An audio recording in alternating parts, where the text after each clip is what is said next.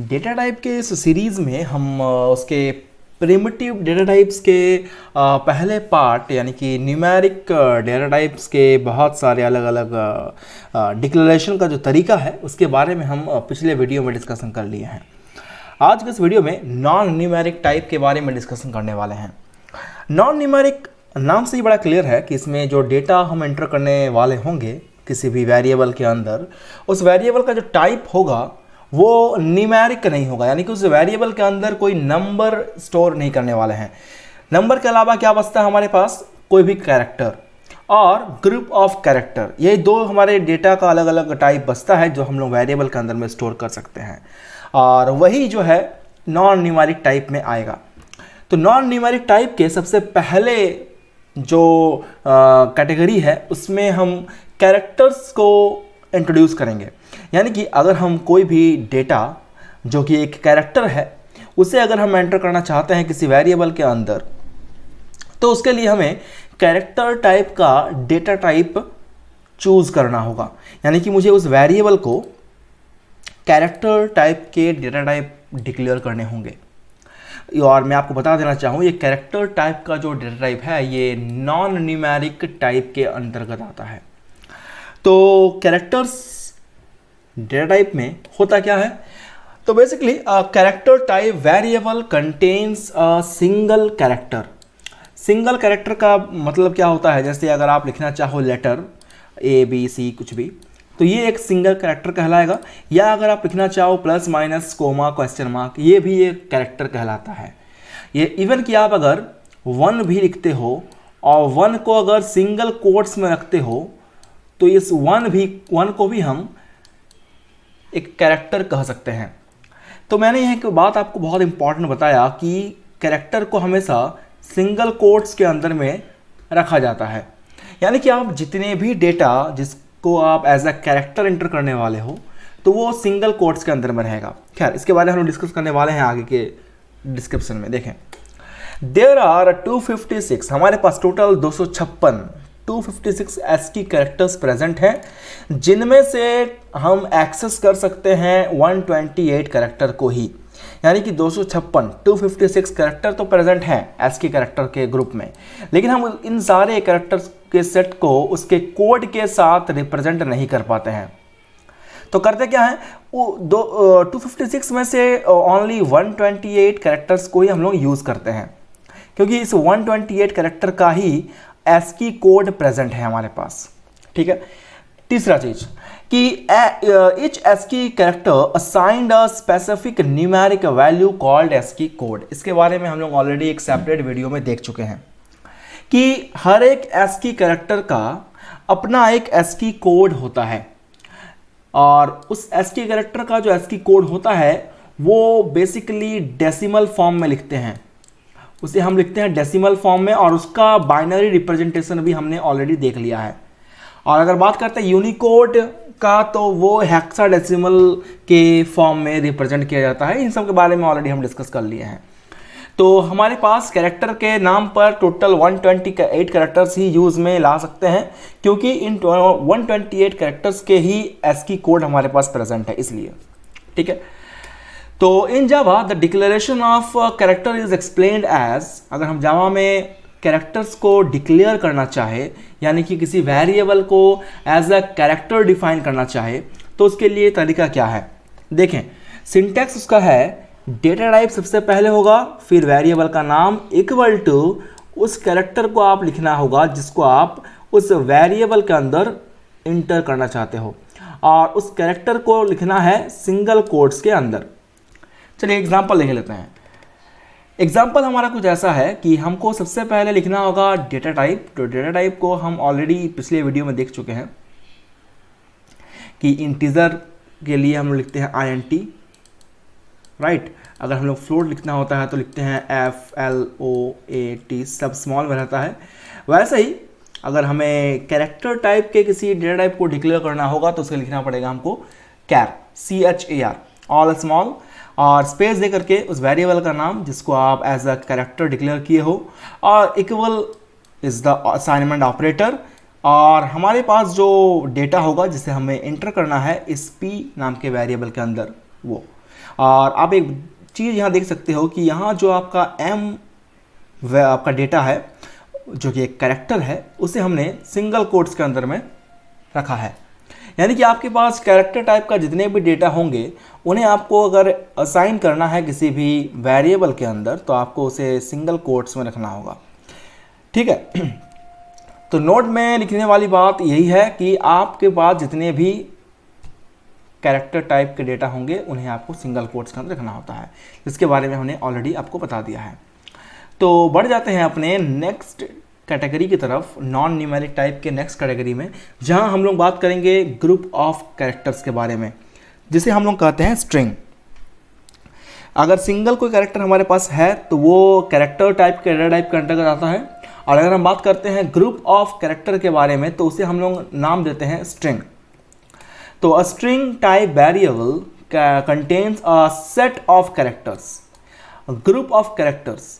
यानी कि जैसे सपोज कर लीजिए अगर आपने सिंगल एक कैरेक्टर लिखा है दैट इज ए, तो ये कहलाएगा कैरेक्टर।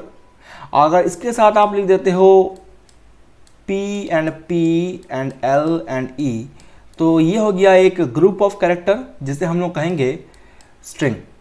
इसे हम लोग कह सकते हैं कि ये एक स्ट्रिंग डेटा है।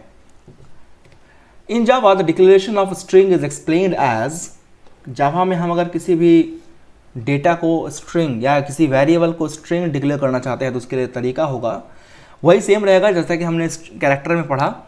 डेटा टाइप पहले होगा, स्पेस देकर के वेरिएबल का नाम जिसे आप एज अ स्ट्रिंग डिक्लेयर करना चाहते हो, इक्वल ऑपरेटर, एंड उसके बाद उस स्ट्रिंग कांस्टेंट को लिखना होगा जिसे आप उस वेरिएबल के अंदर असाइन करना चाहते हो, और वो जो आपका स्ट्रिंग कांस्टेंट होगा उसे आपको डबल कोट्स के अंदर में रखना होगा। जैसे कि हम लोग बात करते हैं अगर कैरेक्टर का तो उसे हम लिखते हैं सिंगल कोट्स के अंदर, अगर हम बात करते हैं ग्रुप ऑफ कैरेक्टर यानी कि स्ट्रिंग का तो उसे आपको डबल कोट्स के अंदर रखना होगा। दोनों में ये डिफरेंस आपका बेसिक है जो आपको याद रखना है अच्छे से।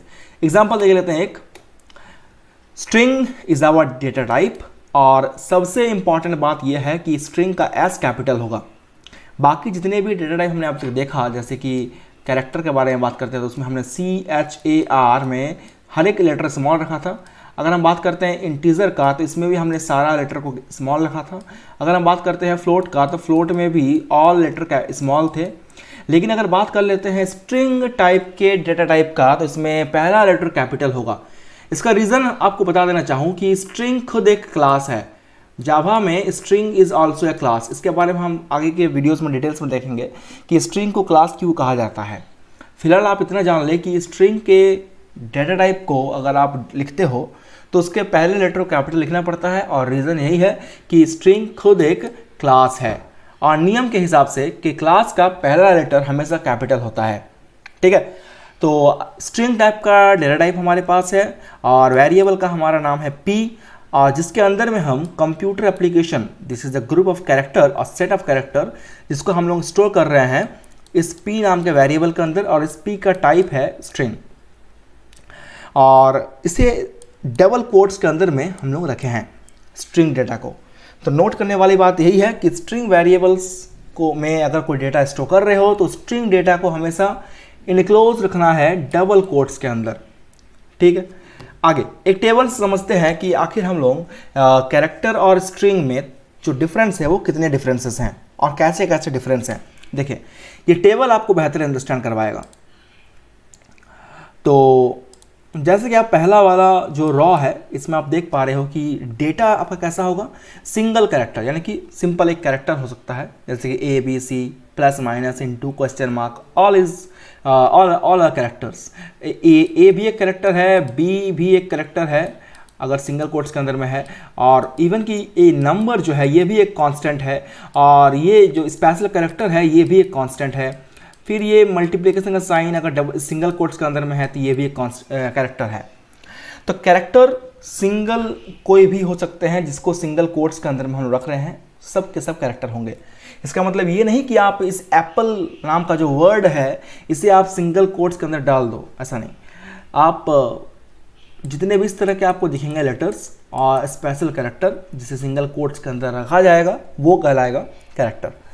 उसका डेटा टाइप क्या होता है, उसका डेटा टाइप होता है कैर, इसमें सारा लेटर स्मॉल होगा और इस डेटा टाइप का जो साइज़ है, इसका मेमोरी साइज़ जितना एलोकेट होता है दैट इज़ 16 बिट का मेमोरी एलोकेट होता है, जिसे हम लोग बाइट के फॉर्म में लिखना चाहें तो ये 2 बाइट का मेमोरी को यूज़ करता है। जावा के डायनामिक मेमोरी में से ये 16 बिट का मेमोरी को ऑक्यूपाई करता है। जावा के डायनामिक मेमोरी में से ये 16 बिट का मेमोरी को ऑक्यूपाई करता है। फॉर एग्जांपल, अगर आपने एक लेटर एक वेरिएबल p डिक्लेयर किया है, जिसका टाइप आपने कैरेक्टर डिक्लेयर किया हुआ है, तो इसके अंदर में जब आप a को स्टोर करोगे तो ये पहला स्टेटमेंट जो है, ये पहला स्टेटमेंट जब एग्जीक्यूट होगा तो जावा के डायनामिक मेमोरी में सर्टेन अमाउंट का मेमोरी एलोकेट होगा और उसका नाम रख दिया जाएगा p, और इसके अंदर में ये डेटा a स्टोर हो जाएगा। ऑलराइट, वैसे ही अगर आप एक कैरेक्टर टाइप का डेटा टाइप का वेरिएबल x डिक्लेयर करते हो तो तुरंत मेमोरी क्रिएट होता है जिसका नाम होगा x, और इसके अंदर में जो आपका डेटा है वो प्लस का साइन वो स्टोर हो जाएगा। तो ये तो पहला वाला टाइप हो गया। अब अगर बात करते हैं कि ग्रुप ऑफ कैरेक्टर यानी कि स्ट्रिंग का, तो वहाँ पर आपका डेटा टाइप होगा स्ट्रिंग, जहाँ पर कैपिटल लेटर होगा पहला वाला s, और इसका जो साइज होता है ये 16 बीट से ज़्यादा होता है। ठीक है, एग्जैक्ट साइज हम अभी आपको नहीं बता रहे हैं, फिलहाल इतना जान लें कि ये 16 बीट से ज़्यादा का साइज ऑक्यूपाई करता है, क्योंकि आप ये कह नहीं सकते कि कोई स्ट्रिंग कितना बड़ा होगा। कोई स्ट्रिंग, एक वर्ड भी एक स्ट्रिंग हो सकता है, या फिर एक सेंटेंस भी एक स्ट्रिंग हो सकता है, एक पैराग्राफ भी एक स्ट्रिंग हो सकता है, 2 पैराग्राफ, 3 पैराग्राफ, एक पूरा कंप्लीट स्टोरी।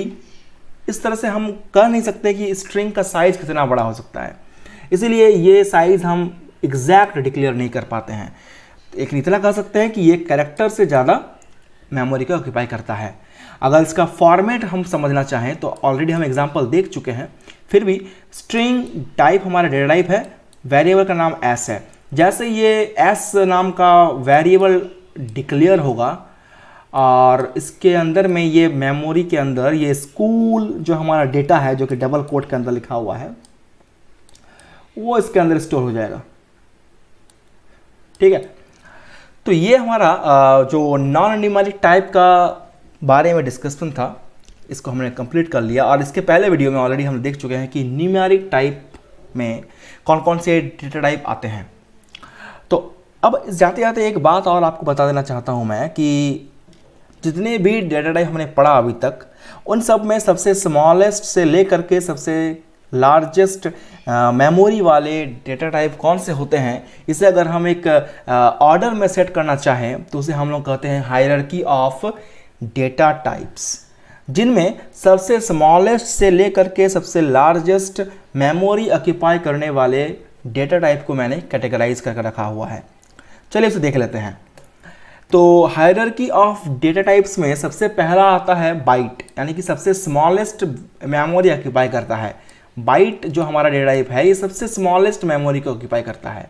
उससे जस्ट बड़ा होता है कैरेक्टर टाइप का डेटा टाइप यानी कैर, उससे बड़ा शॉर्ट, उससे बड़ा एंट, उससे ज़्यादा मेमोरी ऑक्यूपाई करने वाला जो डेटा टाइप है वो है लॉन्ग, जो बेसिकली एक न्यूमेरिक डेटा टाइप है, और उससे भी ज़्यादा बड़ा वैल्यू स्टोर करने में कैपेबल है float, and the largest one is double.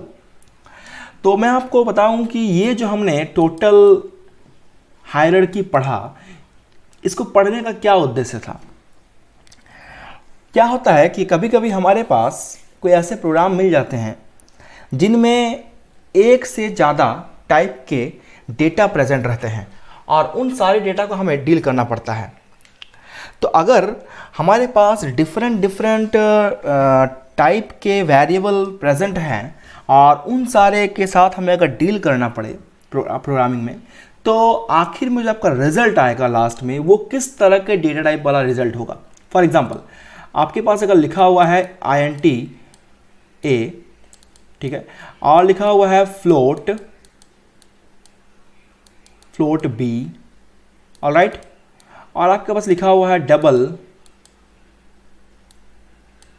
Double C equal to A plus B, तो आपके पास जो रिजल्ट आएगा C के अंदर, ये रिजल्ट का टाइप क्या होगा। जो रिजल्ट आपके पास आएगा उसका टाइप क्या होगा अगर आपसे पूछ दिया जाए, देन आपको ये हायरार्की जो है ये आपको हेल्प करेगा। कैसे, देखें, ये है हमारा इंटीजर टाइप का और ये हमारा फ्लोट टाइप का। दोनों का जो रिजल्ट आएगा अगर आप देखना चाहोगे तो फ्लोट और इंटीजर में कौन बड़ा है? ऑब्वियस सी बात है, फ्लोट और इंटीजर में फ्लोट बड़ा है, तो जो रिजल्ट आएगा वो फ्लोट टाइप का होगा। जो रिजल्ट आएगा वो फ्लोट टाइप का होगा, क्योंकि ऑब्वियस से बात है कि आपका जो बड़ा डेटा टाइप है वो है फ्लोट, तो रिजल्ट आपका जो आएगा वो फ्लोट टाइप का आएगा। और जिसे आप स्टोर करने चाह रहे हो किसके अंदर? एक वेरिएबल सी के अंदर, जिसका टाइप क्या है? डबल। अब यहाँ पर एक बात देख लें कि फ्लोट और डबल में कौन बड़ा है, तो ऑब्वियस सी बात है डबल बड़ा है, तो फ्लोट का जो वैल्यू है वो इजीली डबल में स्टोर हो जाएगा। लेकिन अगर कुछ देर के लिए ये मालूम है कि मेरा रिजल्ट फ्लोट में ना आकर के डबल में आया है और जिसे मैं स्टोर करना चाह रहा हूँ फ्लोट के टाइप के डेटा के अंदर, तो क्या इस फ्लोट के अंदर ये डबल स्टोर हो पाएगा? आप खुद बोलें कि डबल बड़ा डेटा टाइप है और फ्लोट उसके कंपैरिजन में छोटा, तो बड़े डेटा टाइप का वैल्यू छोटे डेटा टाइप में कभी स्टोर नहीं हो पाएगा। तो इन सारी चीज़ों को जज करने में आपको ये हायरार्की मदद करेगा। आपके पास जब तक ये हायरार्की का डेटा स्टोर है आपके दिमाग में, आपके पास आइडिया है इसके बारे में, तो आप इजीली किसी भी इस तरह के मैथमेटिकल एक्सप्रेशन को देख करके ये जस्टिफाई कर सकते हो कि आपका जो रिजल्टेंट वैल्यू है उसका टाइप क्या होगा और वो आपके रिजल्टेंट डेटा टाइप वाले वेरिएबल में स्टोर हो पाएगा कि नहीं होगा। ऑलराइट, तो आज के वीडियो में बस इतना ही, और हायरार्की ऑफ डेटा टाइप्स के बारे में और डिटेल्स में बात करेंगे अपने नेक्स्ट वीडियो में। तो अगर आपको ये वीडियो हेल्पफुल लगा होगा तो डेफिनेटली अपने दोस्तों के साथ शेयर करें और लाइक ज़रूर करें। अगर आप इस चैनल पर नए हो तो सब्सक्राइब करना ना भूलें और बेल आइकन प्रेस ज़रूर करें। और सबसे इंपॉर्टेंट बात, अगर आप ऑलरेडी हमारे साथ जुड़े हुए हैं तो अगले वीडियो में आपसे एक नए टॉपिक के साथ मुलाकात ज़रूर होगी। तब तक के लिए take care and good bye.